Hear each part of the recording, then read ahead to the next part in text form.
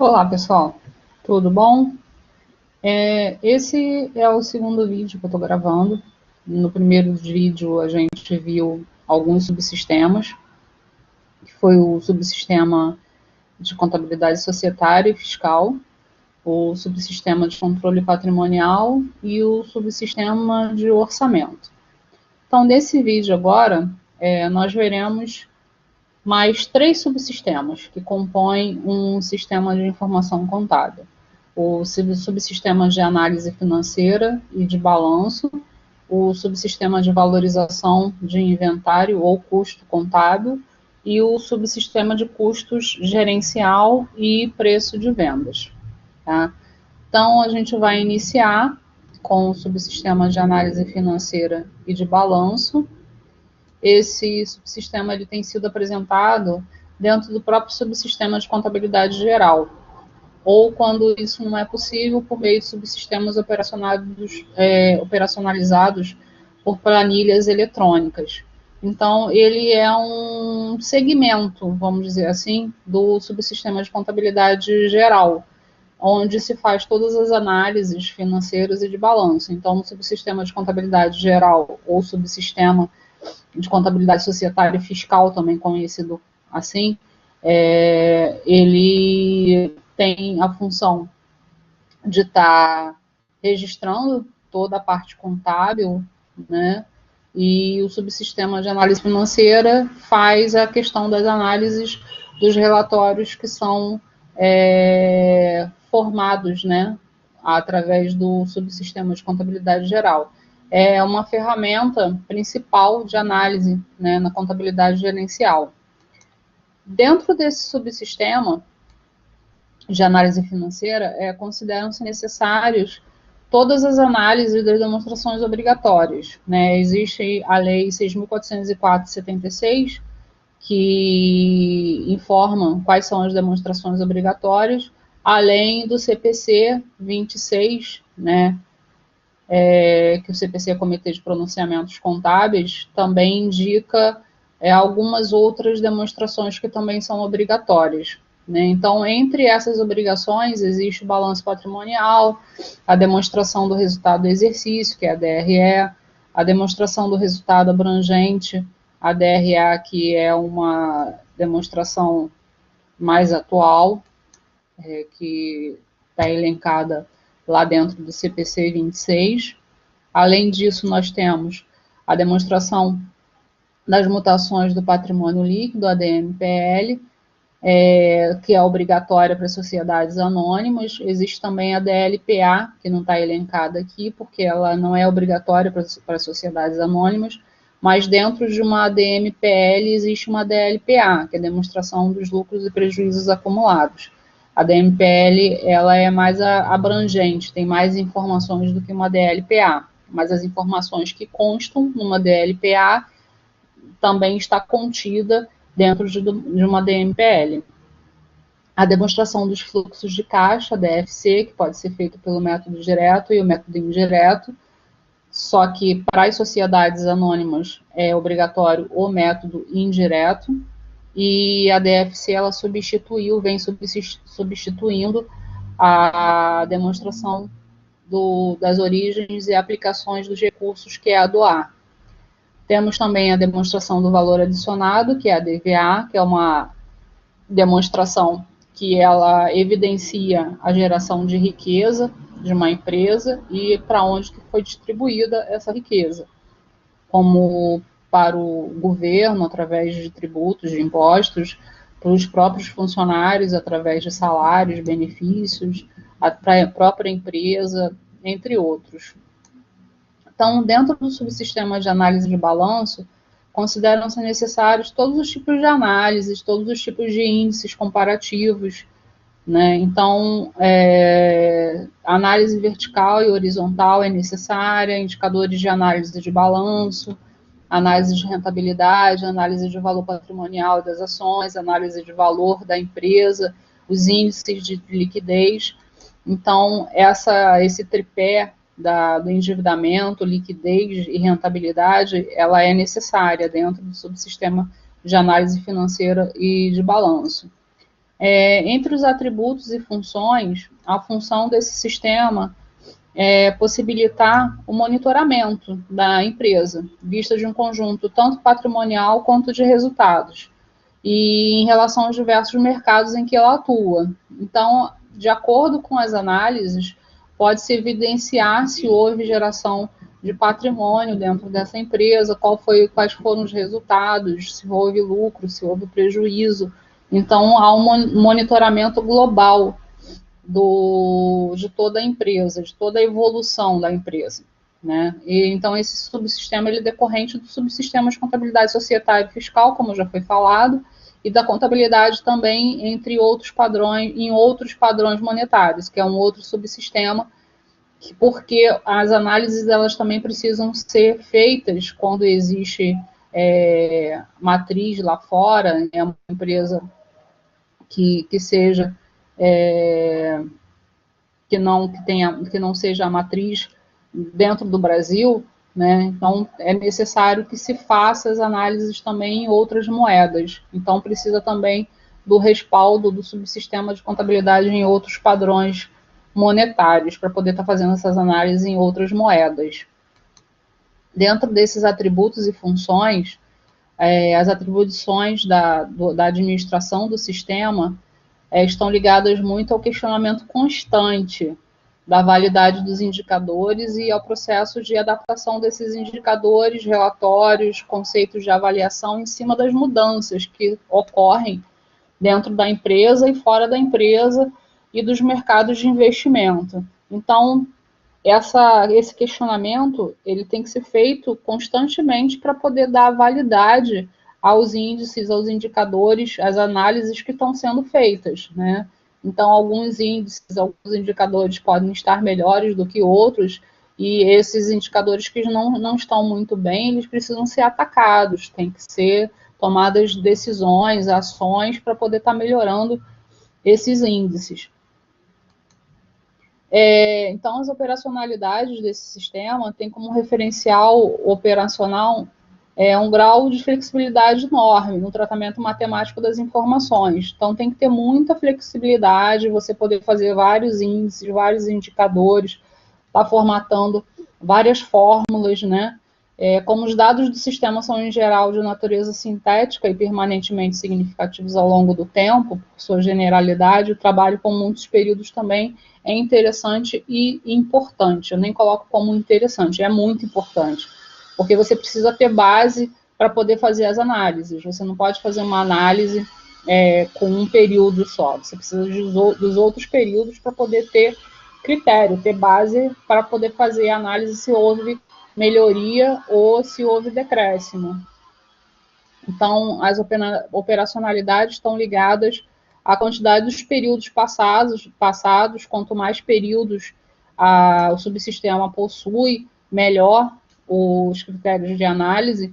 Os períodos futuros também estão em cima de índices, né, do mercado. Você faz uma previsão dos períodos futuros também para poder fazer análise, né, as tendências do que vai ser faturado, do que vai ser comprado, quais são os preços, né? E o processo regenerativo de indexação tem a ver com a questão das outras moedas, né? Então, todo banco de dados ele tem que ter a possibilidade de ser convertido em outras moedas para poder se analisar em dólar, em euro, dependendo da matriz da empresa. Se é uma matriz nos Estados Unidos, trabalha com dólar, se é uma matriz em outro país europeu, vai estar trabalhando com euro ou com outras moedas, né? Então, o banco de dados ele tem que ter essa possibilidade, né? O subsistema ele tem que ter essa operacionalidade de estar revertendo os valores que estão sendo contabilizados em real para outros padrões monetários. A formatação de cálculos também, então, a todo momento, precisa estar inserindo fórmulas, inserindo índices, inserindo análises diversas, e a questão da análise tendencial, que tem a ver com os padrões estatísticos, né? Então, O subsistema, por mais simples que utilizem os dados estatísticos, tem que ter esses dados, né? Tem que poder fazer um desvio padrão, tem que poder fazer desculpa, gente, o desvio padrão, também tem regressão linear, pontos de equilíbrio. Então, são todos os métodos estatísticos que são necessários para que um subsistema possua, para poder estar demonstrando uma análise mais confiável. E dentro desse subsistema, existem vários relatórios que são emitidos, gerados por ele, que são as próprias demonstrações e várias análises, né? Então, a demonstração do fluxo de caixa, a demonstração das movimentações do capital, a análise de balanço patrimonial, análise da demonstração dos resultados, painel de indicadores, né? Então, são vários os relatórios que são emitidos pelo subsistema de análise financeira e de balanço. Então, agora a gente vai entrar no subsistema de valorização de inventários ou custo contábil, tá? Esse subsistema, ele tem o principal objetivo mensurar, né, os estoques e as movimentações geradas entre esses estoques, né? Então, os principais objetivos é justamente valorizar todos os estoques finais da empresa, ou mensurar as quantidades obtidas pelo sistema de inventário. Então, uma coisa que precisa ser muito reforçada aqui é a questão do sistema de inventário. Quando se fala sobre sistema de valorização de inventários ou custo contábil, a pessoa, quando escuta o nome inventário, acha que é aquele inventário físico, né? Aquele inventário periódico que a pessoa pega uma pranchetinha, um formulário e começa a contar o estoque, os estoques. Então, produto A tem tantos produtos, produto B são tantos produtos, está localizado em determinado local dentro da empresa, a descrição do produto. Não existe só esse inventário, existe inventário periódico e inventário permanente, tá? Então, quando se fala nesse subsistema, quando fala de inventário, você acha que é só esse procedimento, mas não é, tá? Existem outros procedimentos dentro desse subsistema. Então, dentre esses objetivos, também tem de valorizar toda a movimentação entre os estoques da mesma natureza e as saídas para outros estoques, né? Também com saída para fornecedores, clientes. Então, o estoque ele pode estar sendo transferido, né, para empresas que estejam agregando valor nesse estoque, né, fazendo algum beneficiamento. Então, isso precisa ser controlado. Os fornecedores mesmo, então você pode também estar devolvendo mercadoria para esses fornecedores, então essa movimentação tem que ser controlada.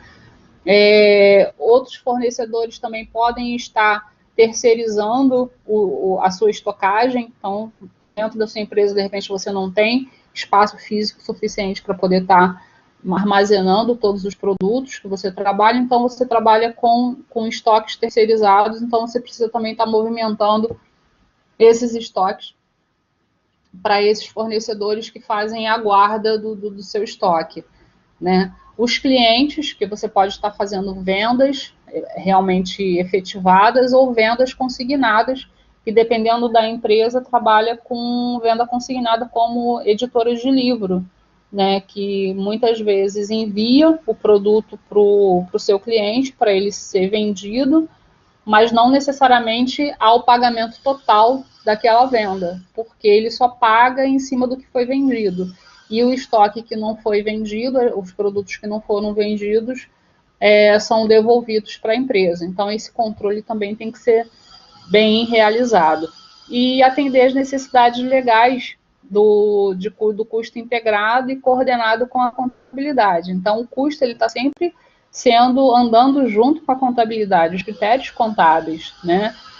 Além disso, existe a necessidade legal da entrega dos livros de inventário, os livros de entrada e saída de mercadoria, que isso agora, através do SPED, do Sistema Público de Escrituração Digital, é uma obrigação acessória, né, que são a entrega desses livros fiscais dentro do SPED. E atender as necessidades gerenciais, de atualização dos valores estocados, né? Então, de acordo com as necessidades gerenciais, também são feitas as atualizações dos valores dos estoques. Além das funções normais desse subsistema, cabe ao administrador diversas atribuições importantes, né? E que devem ser monitoradas constantemente para manter a integridade do sistema e do processo de avaliação dos estoques, né? Como a determinação dos valores do ativo circulante estoques. Aí eu paro para fazer um adendo, porque o estoque aqui que a gente está falando, o ativo circulante estoques, não é só o estoque de mercadorias, é o estoque de mercadorias, é o estoque de produtos acabados, é o estoque de produtos em processamento, é o estoque de matéria-prima, porque a gente não tem só empresas comerciais, a gente tem empresas industriais também, que existem vários estoques que tem toda a movimentação deles, né? A matéria-prima, ela é comprada, então tem que dar entrada na matéria-prima. Quando ela vai para a produção, ela vai para um outro estoque de produtos em processamento. Quando o produto ele é finalizado, ele já vai para um outro estoque, que é o estoque de produtos acabados. Então, toda essa determinação aí dos valores, né, do ativo circulante abrange todos esses estoques. E, como eu falei, a questão da definição do conceito de controle e apuração do inventário, não existe só o controle periódico, existe o controle permanente também, o inventário permanente. O controle periódico é aquele que você logo imagina, que é você pegar a ficha de estoque e você fazer as contagens, né? Então, você faz periodicamente, geralmente é anual ou semestral, às vezes até com menos tempo, dependendo da necessidade da empresa. Então, se faz a contagem física, né? Você vai lá no seu estoque e conta quantos itens de cada produto existem, né? Então, geralmente são de 2 contagens ou mais, né? Então, são equipes de trabalho que vão fazer a contagem. Geralmente, as equipes não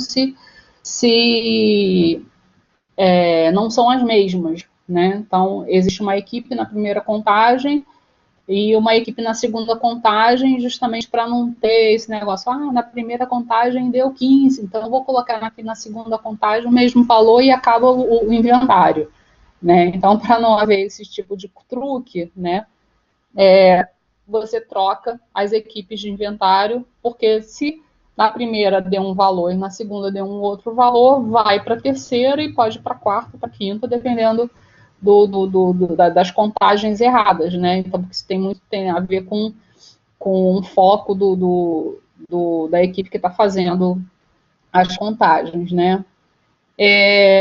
E o controle permanente é o controle que é utilizado no dia a dia das empresas, que é justamente vendeu, vai sair, vai ter a saída do produto, comprou, vai ter a entrada, teve uma transferência, teve uma devolução. Então, toda essa movimentação ela é feita permanente. O registro é feito, contabilizado no ato do fato contábil, né? Então, isso aí é feito automaticamente dentro das empresas atualmente. E o controle periódico ele é mais utilizado mais para checagem, né? Se não houve algum extravio, não houve alguma perda, né? Isso é feito como o nome mesmo fala, é periódico. São períodos diferentes, né? Uma outra definição que o administrador ele precisa ponderar é justamente sobre o critério geral de valorização desses produtos, né? Desses estoques. Então, existem 3 critérios de valorização dos estoques. O preço médio ponderado, o PEPS e o EPS.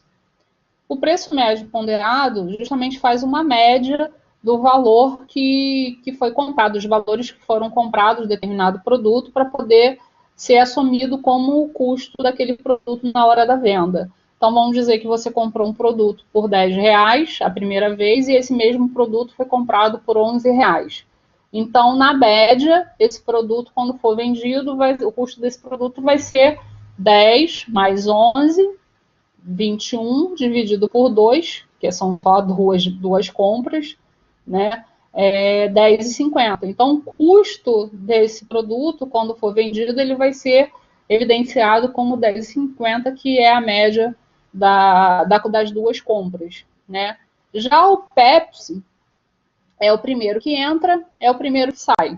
Então, o custo que vai ser assumido vai ser da primeira compra. Então, colocando aí a mesma situação da compra de R$10 a primeira vez, e depois, vamos dizer, vou colocar a data, que fica mais fácil. Dia 1º foi comprado um produto por R$10 cada produto. E no dia 2 foi comprado o mesmo produto por R$11, né? Então, quando se vende hoje esse produto, vamos dizer que eu estou vendendo por R$15 esse produto, o custo desse produto vai ser assumido pelo primeiro estoque que entrou, que foi lá do dia 1º, que foi comprado a R$10. Então, eu vou colocar lá, venda, preço de venda, R$15. Custo das mercadorias vendidas, cada produto unitário, né? Estou falando de unidade, R$10 desse produto. Então, o primeiro que entrou lá no estoque, a primeira compra que foi feita, que foi de R$10, que vai ser assumida como custo da mercadoria vendida. E o EPS é o contrário. É o último que entra, é o primeiro que sai. Então, é o contrário. Se você teve a compra do produto a R$10 no dia 1º e teve a compra do mesmo produto no dia 2 por R$11, esse custo de R$11 é que vai ser assumido. Então, esse mesmo produto que eu estou vendendo a R$15 vai ter o custo de R$11, que foi a última compra. Tá? O último que entrou, que foi no dia 2, a compra que foi a R$11, vai ser assumido no EPS. Só que o EPS ele não é aceito pelo governo. O fisco aceita o preço médio ponderado e o PEPS. O EPS não é aceito porque acaba inflando o custo do produto e acaba diminuindo o lucro da empresa e acaba gerando menos imposto para o fisco. Tá? Outra situação é a definição dos critérios alternativos, né, de valorização, de acordo com alguns reguladores, como a CVM, a Comissão de Valores Mobiliários, ou até a própria gerência pode estar definindo alguns critérios alternativos de valorização para fins gerenciais, para fins de análise, né? Também a questão da identificação e procedimentos de contabilização das categorias de movimentação. Então, todas as movimentações, transferências, vendas, têm que ser identificadas os procedimentos que vão ser utilizados. Então, a administração tem essa preocupação, né, de estar determinando essas funções. Dentro das operacionalidades do sistema, justamente ter essa questão de vários conceitos de valores dentro do sistema, você poder mudar de um critério para o outro, de um procedimento para o outro. Você pode, na empresa, adotar esse ano o custo médio ponderado e para o ano seguinte você mudar para o PEPS. Né? Então, o sistema ele tem que ter essa operacionalidade de estar assumindo esses diversos critérios. E algumas informações e relatórios que são geradas por esse sistema são o valor do estoque final de mercadorias, materiais, produtos em processo, produtos acabados, valor das movimentações ocorridas nos estoques e entre os estoques, sendo as principais a valorização das requisições dos materiais, o custo da produção acabada, o custo dos produtos vendidos, o livro inventário, segundo os critérios legais, né, como a gente viu que hoje em dia essas obrigações de entrega do livro de inventário, livro de entrada, livro de saída de mercadoria está dentro do SPED. Antigamente era uma coisa física, né, você imprimia e validava esses livros.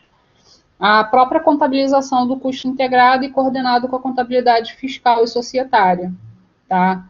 Então, aqui a gente finaliza o subsistema de valorização de inventários ou custo contábil e inicia um outro subsistema, que é o subsistema de custos gerencial e preços de venda. Professora, mas a gente não acabou de ver o custo contábil?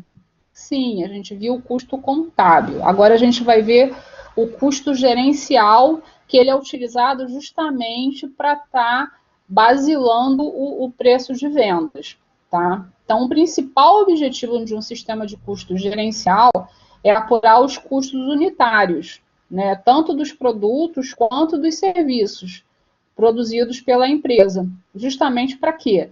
Para a formação do preço de vendas. Então, esse é um subsistema, ele é auxiliar, mas ele é muito importante para que a empresa não tenha prejuízo na hora da venda. Então, os objetivos desse subsistema devem estar alinhados para providenciar todas as informações necessárias para a tomada de decisão, né, sobre N situações: custo unitário dos produtos, custo unitário das atividades, custo por ordem de trabalho, custo para formação de preços e vendas, análise de custos, análise de rentabilidade dos produtos, lista de preço. Então, nessa lista de preço, você tem o custo unitário da atividade ou do produto e também o preço que está sendo assumido de venda, o acompanhamento de preços de venda formados e praticados, o custo padrão e a análise das variações. Então, o custo padrão ele é formado através da base, né, de todos os custos para formar aquele produto, né, e ele é formado um custo padrão para aquele produto e que pode haver variação, tanto positiva quanto negativa, né? Quando é a variação negativa para menos, legal, você teve o custo lá que o produto ia custar 20 e, na verdade, ele custou 19, ok, ótimo, beleza, porque você não teve prejuízo. Mas vamos dizer que você avaliou que o seu custo padrão seria de R$20 e você teve um custo de 21, 22 e você está vendendo esse produto por 25. Então, a sua margem de lucro diminuiu, né? Então, essa análise dessas variações, são importantes. O acompanhamento das variações de preços dos insumos. Então, todos os insumos que envolvem os produtos, ele tem que estar sendo acompanhados assiduamente, porque eles impactam no preço de venda, né? Justamente na questão da lucratividade novamente. Então, o principal atributo do administrador desse sistema de custos gerencial, gente, então, sendo bem enfatizando isso, porque o custo contábil a gente viu no outro subsistema, é definir os conceitos de acumulação, mensuração e os formatos de cálculo dos valores a serem incorporados e organizados pelo sistema. Então, abrange toda essa questão. Desculpa, gente. Custo por ordem ou processo, o custeio por absorção, o custeio variável, o formato dos cálculos, a definição dos padrões. Então, também existe uma situação que o custeio por absorção ele é aceito pelo fisco, pela contabilidade, já o custeio variável não é aceito porque ele acaba diluindo o lucro da empresa, e diluindo o lucro da empresa, novamente, cai naquela situação que o fisco acaba tendo menos receita com os tributos que são evidenciados aí, que são em cima do lucro da empresa, que é o imposto de renda, a contribuição social, né? E a questão do formato dos cálculos, né? Tem que estar sempre, o administrador tem que estar sempre evidenciando aí quais são os formatos, quais são os cálculos que devem ser feitos, né? Para atribuir o custo gerencial, para poder estar formando o preço, para poder fazer a tomada de decisão, a definição desses padrões, dos critérios, né? E esse sistema ele tem que ter várias operacionalidades super importantes, que ele tem que ter flexibilidade, ele tem que ser rápido, porque um subsistema de custo gerencial ele utilizado o tempo todo, né? Justamente para poder estar vendo, porque o custo gerencial ele trabalha tanto com importações, com exportações, com compras nacionais. Então, isso varia muito quando o mesmo produto ele é importado e esse produto também é comprado dentro do mercado nacional. Existe uma variação de preço, né, do custo unitário desse produto que vai impactar na formação de vendas. Ele tem que ter uma integração para a questão de análise, ele precisa apurar por objetos de custo, ele precisa gerar relatórios, listas de preços, análise das variações, avaliação geral da eficiência. Então, esse subsistema ele tem que ser muito dinâmico.